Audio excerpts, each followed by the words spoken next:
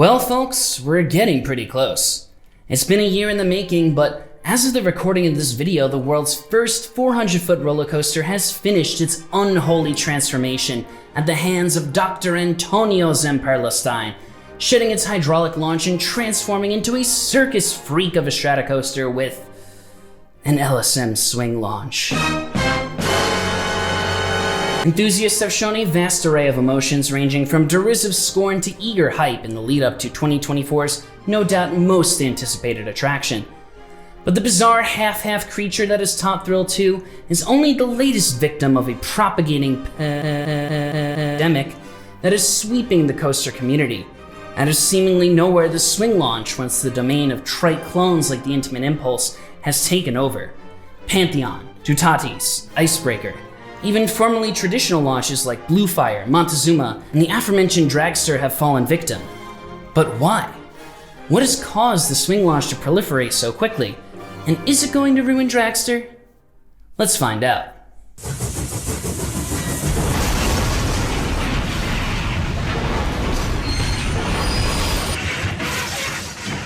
But before we begin, solemn news.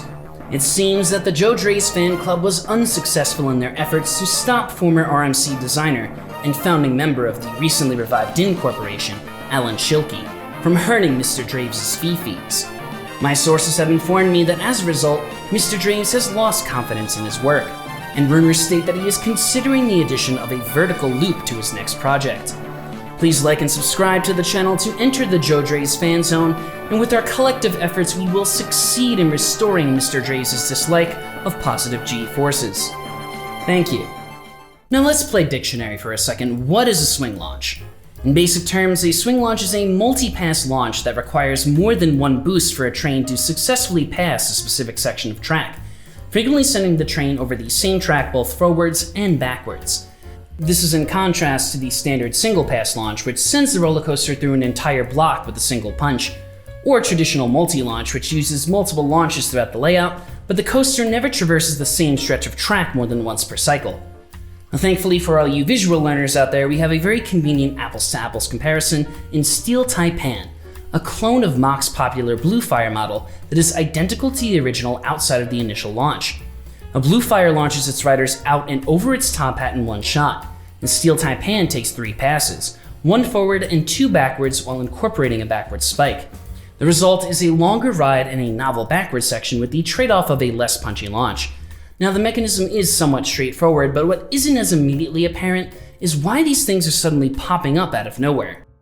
Or are they? In reality, the swing launch has been around since the dawn of the launch, just on shuttle coasters. And you can argue that the first launch roller coaster was also the first swing launch. Aerodynamics pioneered the launch coaster concept as a whole in 1977 when they opened their first shuttle loop coaster, Demon, at Kings Island. It utilized a very primitive system, relying on an electric motor to tension springs in a launch car, which literally shoved the train out of the station. This launch wasn't powerful enough to get the train through the layout backwards, so the coaster would fly into a secondary platform, where a backwards launch using the same mechanism would shove the train back through the loop and into the station. I wouldn't say this is a true swing launch, but it does traverse the same track multiple times and utilizes a backwards launch, and I'm looking for a way to shove Arrow into this video. It took a few decades for the true swing launch to become a possibility when an upstart ride manufacturer known as Premier Rides burst onto the scene in 1996 with the Flight of Fear clones. Remember years ago when you were afraid, frightened, terrified of the dark? Welcome back. Flight of Fear harnessed the power of electricity to shoot roller coasters out of the station with speed and okay, not that much reliability, unseen before its time. And these were the world's first LAM launch roller coasters, and they rewrote the book. Unlike earlier launches, which relied on a physical connection to the ride vehicle, LAM launch coasters sent a train down the track without any moving parts.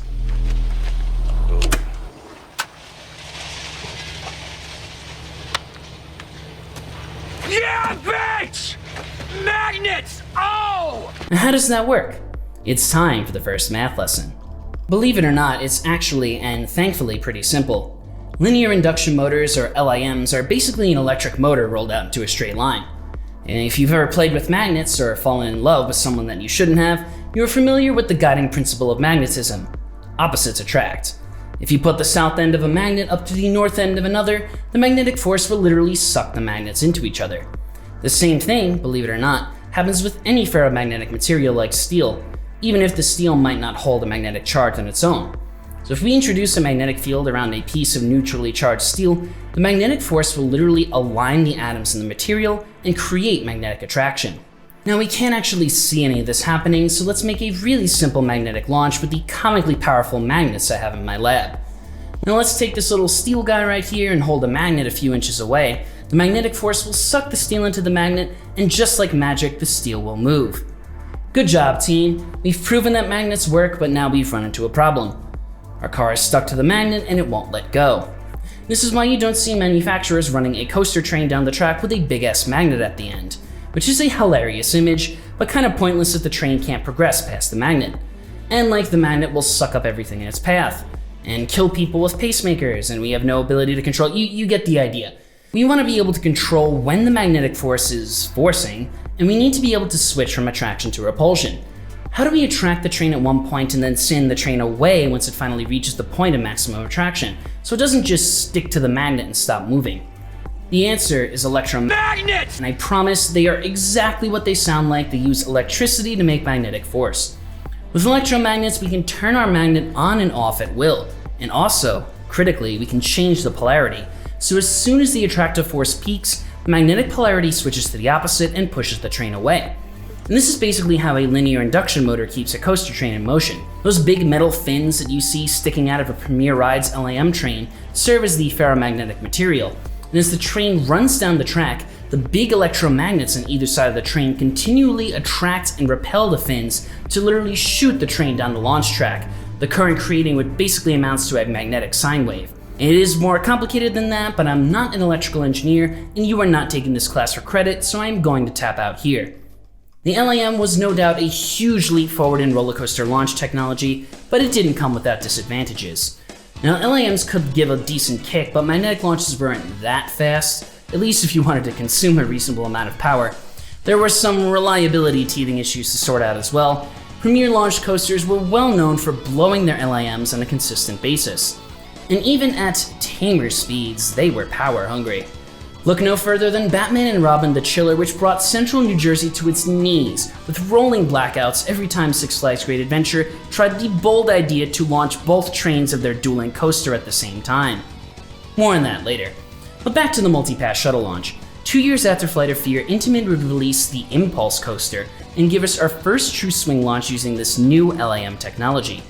The LAMs and the Intamin Impulse were elegant and simple, unlike the awkward and cumbersome launch mechanisms of earlier shuttles like the Schwarzkopf shuttle, or the long, boring chain lift sequence of the Vekoma Boomerang. These simple electromagnetics could launch the trains forward and backwards in one package, and they could even serve as brakes. No moving parts needed, just a bunch of electricity and a tolerance for some truly horrid noises. This was a cool novelty and a sales success for Intamin, but for a long time the swing launch was just that, a novelty. Sure, the sensation of being launched both forwards and backwards was unique and fun, but it could only be used to ferry riders up and down a simple section of straight track. And if you were looking to push speeds beyond like 60 miles an hour, you needed to look elsewhere. Those looking to push their launch coasters higher and faster in the heat of the coaster wars turned to a new launch technology instead, taking the traditional catch car launch from flywheels and rate drops to more complex and far more powerful hydraulic and pneumatic launches. The towering Intamin accelerators and S&S base rippers of the 2000s didn't need multiple passes to get you up to speed. They thrust you with ferocious force to previously unheard of triple-digit top speeds. But I digress, because these cable-driven launches are impossible to run as a swing launch. It just didn't matter. Cable launches didn't need multiple passes. It was with this technology that we built the world's fastest and strongest accelerating roller coasters, and these still hold their records today despite decades of age and their suspect reliability. I'm sure you're all very aware of that last part. The suspect reliability came to be the true Achilles heel of the Intamin accelerator. One of the biggest advantages of LAMs was that they could serve as both the launch and the brake, eliminating the need for additional brake fins to stop the train in case of a rollback.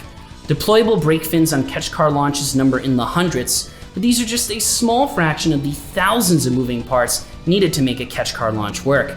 adding incredible levels of hydraulic or pneumatic pressure, significant additional maintenance costs, and a few very unfortunate accidents. And it is not surprising that the hydraulic launch soon fell out of favor, replaced by the new kid on the block, the LSM.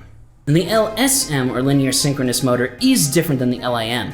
It was pioneered by Intamin with the first coaster to crack the 100-mile-an-hour barrier, the bizarre reverse freefall model. Now, the principle is similar to LIMs, but instead of a steel plate, LSM-powered roller coasters have a permanent magnet mounted to the train, which leads to a more efficient and thus cheaper launch, but requires much more precise timing as the magnetic field on the train is not induced by the electromagnet itself, and hence the term linear synchronous motor.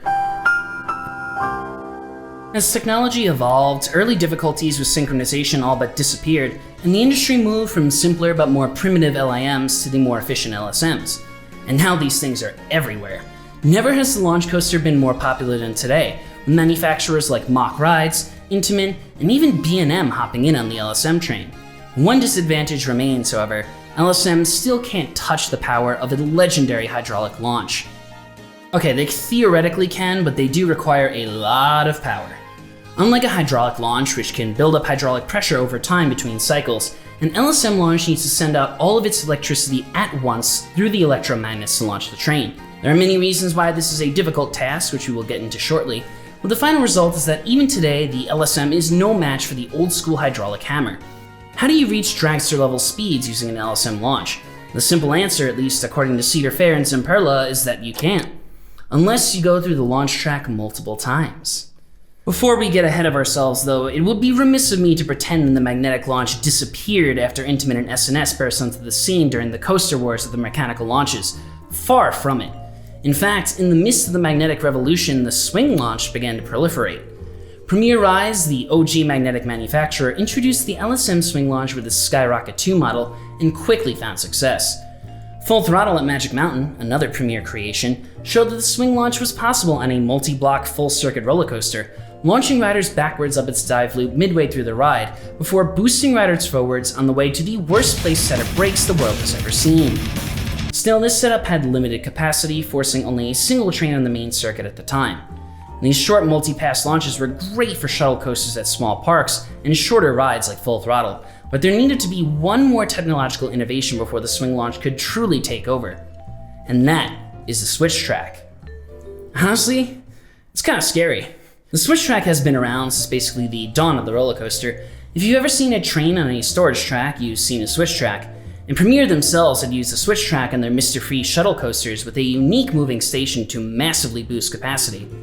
It wasn't until the 2010s, however, that technology advanced to the point where manufacturers could introduce rapid moving switch tracks in the middle of a ride that didn't even require the train to stop.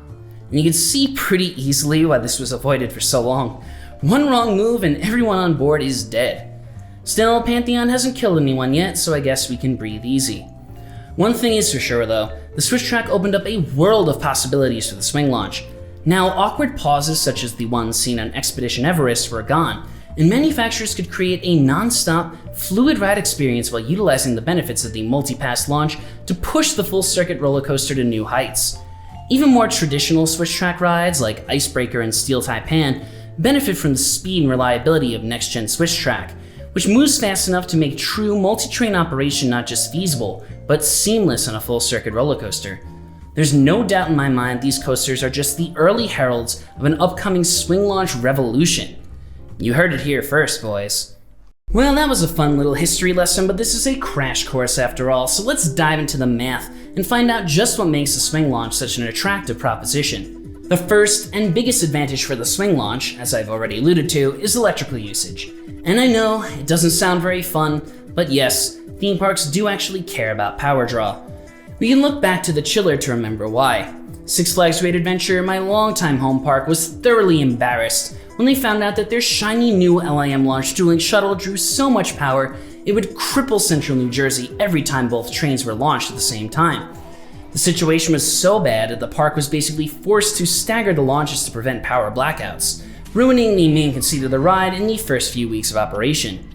Even this change was not enough to save the power-hungry attraction, which became a famous reliability nightmare.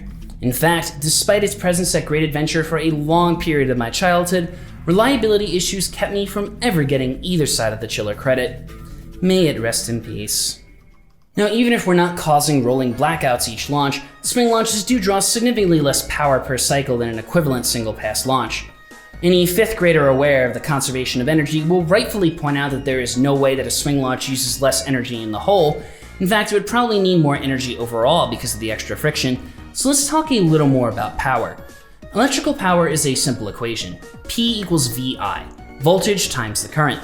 To draw a relatable example, let's say a TV needs 120 volts of power, which is wall voltage, and uses about 1 amp of current. We get a power draw of 120 watts or 120 joules per second. What the hell is that? If we break down the units of power, we learn that power is related to work or energy per unit time. And the time is the kicker here. Simply put, the faster we want to do work, aka the faster we want to accelerate our coaster up to speed, the more power we will need to draw. We can get high power in 2 separate ways, by raising the voltage or raising the current. Now, if you do the thing every sensible mechanical engineer does and think of magic invisible fancy electricity as very sensible and visible fluid flow, we can treat this whole system like a bucket with a hose coming out of it. To get more fluid flow, we can either raise the height of our bucket, the voltage, or increase the speed of the fluid flow, the current. And this is where the real world begins to kick us in the ass. There are a lot of factors affecting our power draw. To get more power, we could raise our voltage, but the voltage coming from the power plant is generally fixed. Sure, you can raise voltage of your transformers, but these usually reduce current and vice versa. And the higher our current is, the more power we lose to electrical losses. In fact, it is a quadratic relationship. P equals I squared R, so if we double our current, we lose 4 times as much power to losses. To push through high current, you lose more energy, which means you need more power, and the cycle goes on. Plus, like, if you suck all the water out of the bucket before it has enough time to refill, you're not going to be getting any flow regardless. Now there's our chiller problem. So how much power are we talking here for a single pass magnetic launch? I will defer again to El Toro Ryan and his brilliant video on Red Force at Ferrari Land, the world's fastest single pass LSM launch roller coaster. Disregarding any electrical losses which are common in most electrical systems, it would take 11,428 PlayStation 5s, all running at full power, to match the 4 megawatts of Red Force's launch, or 42,553 60-inch LG TVs. Red Force requires 4 megawatts or 4 million watts to launch its train, and that is an insane amount of electricity. To achieve this power discharge without crippling the local electrical grid, Red Force uses specialized supercapacitors that store 75% of its electrical demand between launches, only requiring a measly 1 million watts of energy during the launch and charging the capacitors at a rate of about 600,000 watts between launches. This is slow enough to avoid crippling the electrical grid, but it is still a lot of power to draw. Such a setup requires extremely expensive, potentially deadly supercapacitors and some intense wiring to send out all that electricity at once. All that to launch at a significantly slower speed than Kingda Ka.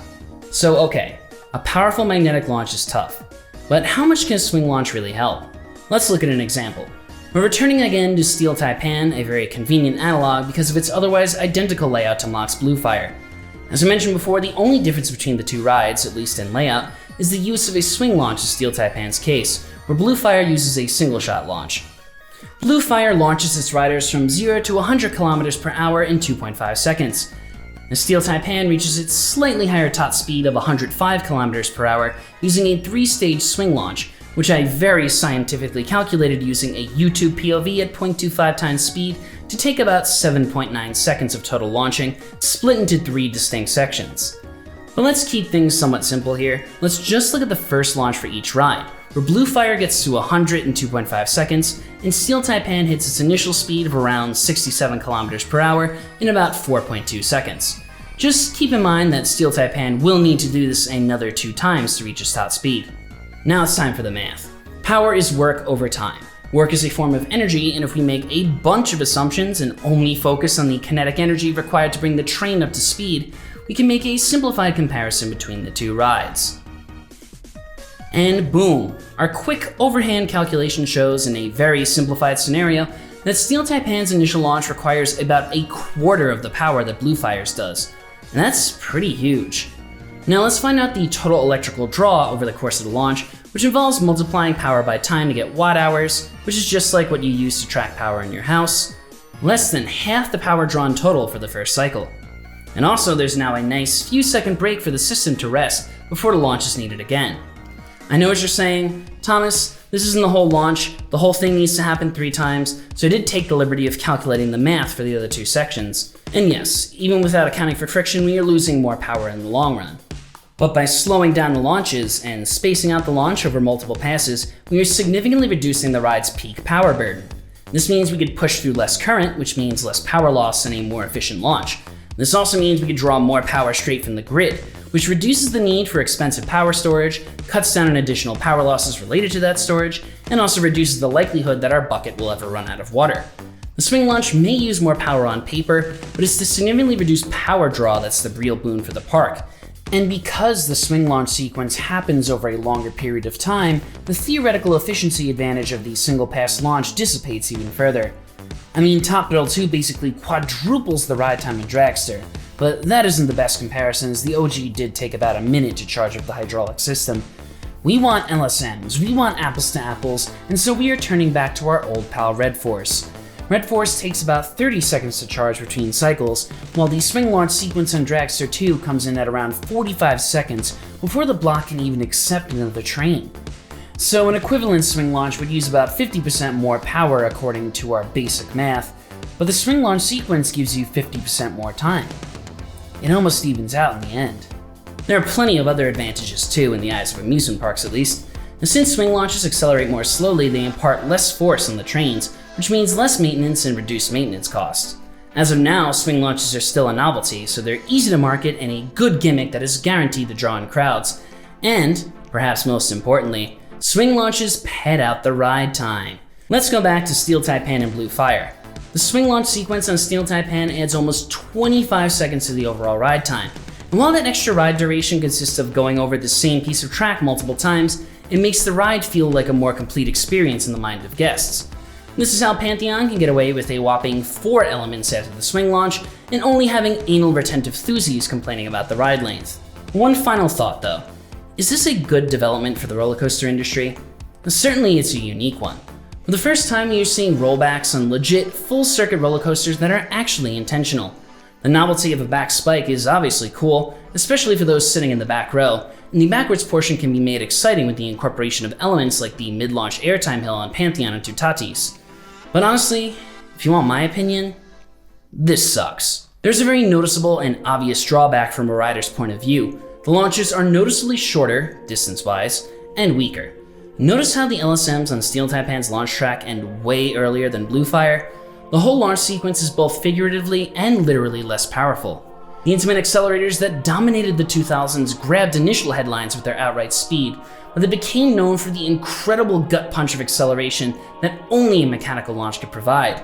On rides like King Dakar or Dorodampa, the launch is the occasion, the buildup of anticipation, the absolute gut punch you get from that initial yank, and the insane acceleration you would feel as you get catapulted down that launch track. With a swing launch, the launch itself is the least exciting part. Sure, the stall out and backward sections are cool, but give me the face-ripping acceleration over a mild push anytime. The swing launches also give parks an excuse to shorten their rides and pack less meaningful elements into the same ride time. Regardless of what I think though, the swing launch is here to stay, and we should enjoy the fun and unique aspects of the concept as the swing launch slowly takes over the industry. Just let me keep King Dakar. That's all I ask.